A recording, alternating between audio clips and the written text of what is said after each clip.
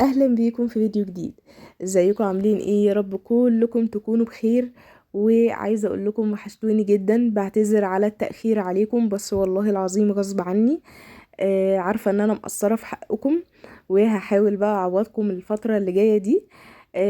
رغم ان احنا يعني في الوقت الحالي عندنا امتحانات وكده، فان شاء الله بس ربنا يعدي الفتره دي على خير بتاعه الامتحانات، وبعد كده نبدأ بقى مع بعض فيديوهات من تاني، وكل اللي كان طالب فيديو وكل التعليقات بتاعتكم هرد عليها وكل حاجة. فاعذروني معلش، وطبعا وحشتوني جدا. وتعالوا النهاردة نبدأ فيديو جديد مع بعض.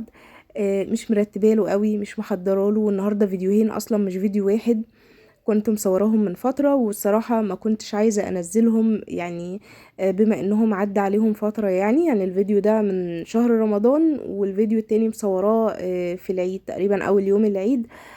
فما كنتش عايزة انزلهم، بس قلت ايه حتى يعني اتكلم معاكم وارد على بعض التعليقات بتاعتكم. واقول لكم ان انتوا وحشتوني جدا. ويعني تبقى بداية كده، وبعدين ننزل بقى بالفيديوهات اللي بعد كده ونصور مع بعض. وقولولي برضو ايه الحاجات اللي انتوا عايزين ان احنا نصورها في الفترة الجاية. انا حاطة خطة بصراحة حلوة قوي، وان شاء الله شوية فيديوهات كده بإذن الله. لسه طبعا هبدأ في تصويرهم، بدأت في تصوير فيديوهين تقريبا بس لسه الباقي، وان شاء الله الفيديوهات تعجبكم جدا. تعالوا النهاردة نبدأ. و من اكتر التعليقات اللي كانت بتجيلي الفترة اللي فاتت عن ازاي ننظم وقتنا. وقتنا متلخبط خاصة من بعد شهر رمضان. عايزة بقى اقول لكم عن تجربة من بعد شهر رمضان. لما لقيت الدنيا متلخبطة عندي في الوقت وكده، واليوم طبعا انت بتصحي متأخر، اليوم خلاص ضاع عليكي، بتفضلي تشتغلي طول اليوم، وتحسي ان انت في الاخر ما عملتيش حاجة. يعني اللي بتباتي فيه بتصبحي فيه يعني. مهما اشتغلتي طول اليوم، تاني يوم تصحي لا مش مرتاحة برضو، عندك شغل بيت، شغل البيت ما بيخلصش نهائي. عايزه اقول لكم اكتر حاجه رتبت لي وقتي، يعني مهما عملتي مهما مشيتي بخطط وكتبتي ومشيتي على الروتين ومشيتي على الجدول، اكتر حاجه هتخلي وقتك مترتب، واكتر حاجه هتخليكي تحافظي على مواعيد الصلاه في وقتها. الناس اللي بتقول مقصرين في الصلاه نعمل ايه؟ اكتر حاجه تخليكي تحافظي على الصلاه وتشجعك ان انت تصلي. ولو انتي بتذاكري يعني الناس اللي بتذاكر او وراها مذاكرة او كده، لو انتي عايزة تركزي في المذاكرة كويس، عايزة وقت تذاكري، اكتر حاجة تخليكي تجيبي نتيجة كويسة اصلا. يعني دي الحاجة اللي كانت بتخليني اجيب امتياز في الكلية اول سنتين طبعا، يعني بغض النظر عن تاني سنتين لانه كنت متجوزة فيهم. واكتر حاجة تخليكي نفسيا مرتاحة، صحيا كويسة، مش حاسة بتعب بإرهاق. التوتر والقلق والضغط اللي احنا فيه طول اليوم، من بقى بتخلصي حاجة تدخلي على حاجة تانية، والعيال والبيت وكل الضغط ده يقل عليكي، ونفسيا تبقي مستريحة، وما تبقيش مضغوطة، ما تبقيش عصبية، ما تبقيش متعصبة. اكتر حاجة هتفرق معاكي في كل الحاجات دي هو ان انتي تنامي بدري. يا نهار ابيض على النوم بدري.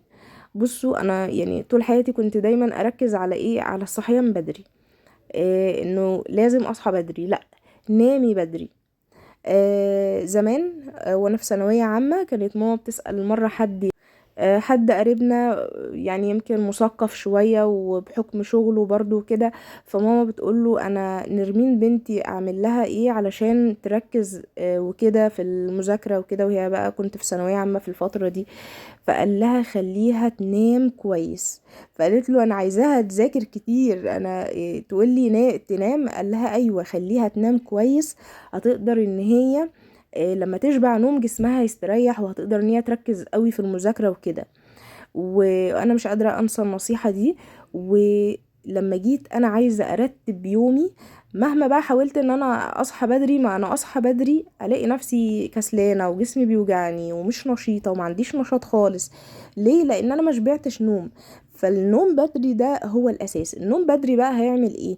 بصوا انا هحكي لكم على يعني من البدايه كده. طبعا لما لقيت نفسي من بعد شهر رمضان خلاص الدنيا اتلخبطت معايا وبنام بعد صلاه الفجر ومش عارفه اظبط وكده. طبعا انا يعني عارفه كويس قوي من زمان وليا تجربه مع الموضوع ده، ان انا لو ظبطت نومي ولادي هيتظبط نومهم مهما كان سنهم. ظبطي نومك ولادك يتظبط نومهم. كان ليا واحده جارتي في مره وولادي صغيرين كده وما كانوش بينيموني بالليل، بسالها ولادي اعمل ايه، وبيسهروني طول الليل وبعدين لازم اصحى بدري ومش عارفه. قالت لي بصي، وانا ولادي صغيرين حكيت لي بقى قصتها. وهي ولادها صغيرين كانت بتفرش فرشه بالليل في الصاله وتنام معاهم وهما بيلعبوا، تقول لي احط لهم اللعب واكلهم واشربهم وكل حاجه، واقفل البلكونات، اقفل الشبابيك، اقفل واشيل اي كرسي مش عارفه ايه، اللي هو تامن لهم المكان يعني. وتحط لعب وكده وتفرش وتنام جنبهم وهم بيلعبوا شويه وبيجوا يناموا، تقوم تلاقيهم نايمين جنبها. ففعلا والله العظيم شوفوا نصيحة يعني ممكن تحسوها ايه ده، يعني حاجة بسيطة جدا، مش حاجة يعني ايه يعني انام في الصالة. والله العظيم انا لما طبقتها انا فعلا ارتحت. الكلام ده لما كانوا ولادي طبعا صغيرين عن كده. فظبطي نومك انتي الاول، ده حاجة انا واثقة منها، ان لما تظبطي نومك ولادك كمان هما هيظبط نومهم. فموضوع الولاد بس علشان الناس اللي تقول عندنا ولاد بتسهر وكده، احنا برضو ممكن نبقى نعمل فيديو مخصوص عن الموضوع ده وعن الاطفال وعن ترتيب البيت بقى في وجود اطفال والكلام ده كله. انا اصلا محضرة فيديو عن الموضوع ده وكاتبة فيه حاجات كتير جدا تخص الحاجات دي، فمش عايزة ادخل فيها النهاردة. فالمهم بدأت، انا واحدة كنت بنام بعد الفجر، فبدأت اول يوم قررت خلاص انا خدت القرار ان انا لازم انام بدري واصحى بدري. نمت الساعة 2 تمام في اليوم ده. صحيت 9، وده بالنسبة لي كان كويس لاني كنت عايزة اقول لكم بصحى متأخر عن كده وبنام متأخر عن كده. فنمت 2 وصحيت 9. ولما صحيت 9 بقى ما ضيعتش الوقت، لا خلاص يعني احنا ايه، صاحيين بدري علشان نكسب وقتنا. فما فيش بقى لا تليفون لا قبل النوم ولا بعد النوم. ودي يعني عادة جديدة بصراحة، حبيت ان انا اطبقها في حياتي، ان انا ما امسكش التليفون لا قبل النوم ولا لما اقوم من النوم. تمام. خلينا برضو في الفيديو، مش عايزة ادخل في مواضيع تانية. فخلاص لغينا موضوع التليفون. صحينا بدري ما ضيعناش وقتنا. اول يوم نمت 2 صحيت 9. تاني يوم نمت الساعة 1. انا عايزة اقول لكم بقى ان انا مش بختار الميعاد، انا بفضل على السرير لحد ما بنام، وبهيئ لولادي وجو البيت ان احنا ننام من بدري، من بدري عن كده كتير. يعني ببقى داخله اصلا بدري عن كده، بس انتي واحده يعني مثلا صاحيه 9 فمستحيل انتي هتعرفي تنامي 9 10 بالليل. فبدأت بقى خدتها بالتدريج كده علشان اعرف ان انا استمر. تاني يوم لقيت نفسي النوم يعني كبس عليا كده الساعة 1 1 و10 تقريبا، المهم يعني قولوا الساعة 1.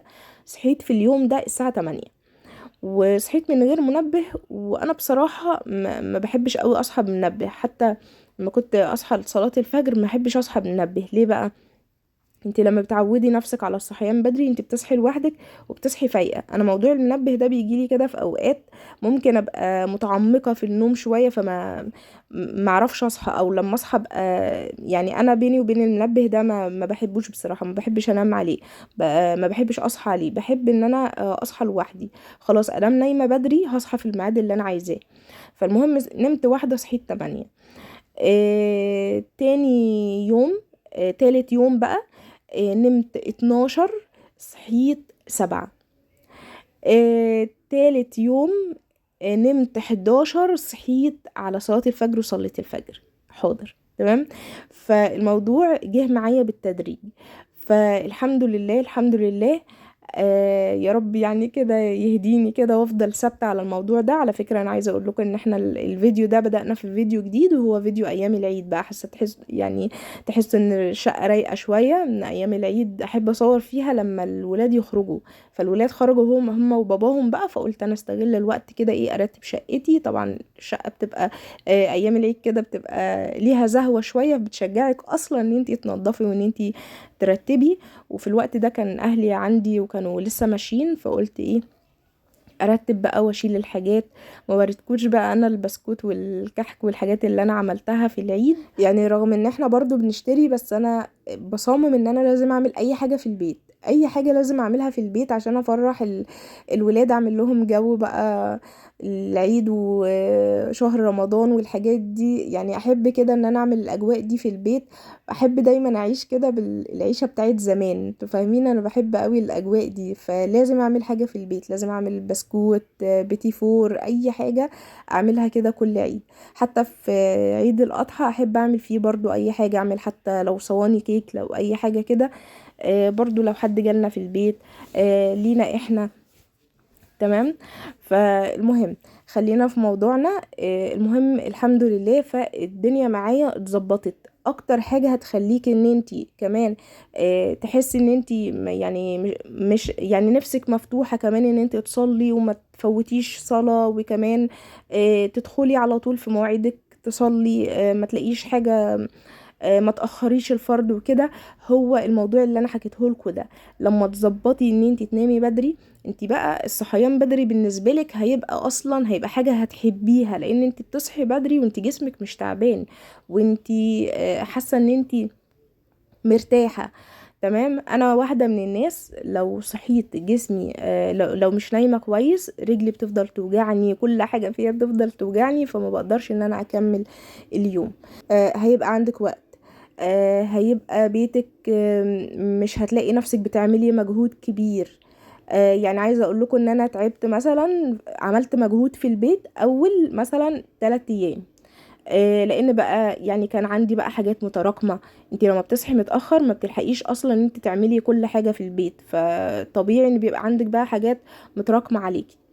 فبدأت بقى ان انا اعمل كل يوم حاجة. قعدت 3 ايام مثلا تعبت فيهم شوية في البيت، بس بعد كده حسيت بقى ان الواحد ارتاح شوية، حسيت ان انا بدأت اتنفس، بدأت ان انا اصحى مش مضغوطة، بدأت ان انا يعني عصبيتي قلت، عندي طولة بال بقى على ولادي. فبجد النوم بدري ده يعني نعمة من نعم ربنا. فده كان فيديو النهاردة. طبعا ما وريتكوش انا علبة الكحك والبسكوت دي، ماما وبابا اللي جابوها لي بقى في العيد، انا كنت مصوراها برضو. بصوا هفتحها لكم كده اوريها لكم. بصوا جميلة. بصوا انا مهما عملت ومهما اشتريت بحب قوي الحاجة اللي بابا وماما بيجيبوها لي، ف يعني بحبها وبستناها. بصوا كانت جميلة قوي قوي، طعمها كان حلو جدا، و هي كان فيها حاجات متكسرة كده، دي اللي حمزة واكلها وسايبها. حمزة كل منها حاجات كده، يعني ايه كل حاجة نص نص كده.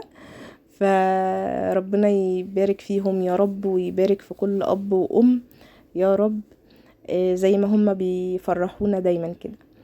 يبقى ملخص فيديو النهاردة: هننام بدري علشان نقدر ان احنا نصحى بدري، علشان جسمنا يكون مرتاح، علشان تقدري تكوني مركزة، ما تبقيش مشتتة، ما تمسكيش التليفون قبل ما تنامي ولا لما تصحي من النوم. وحاولي ان انتي لما تيجي تمسكي التليفون تبقي ماسكاه الهدف.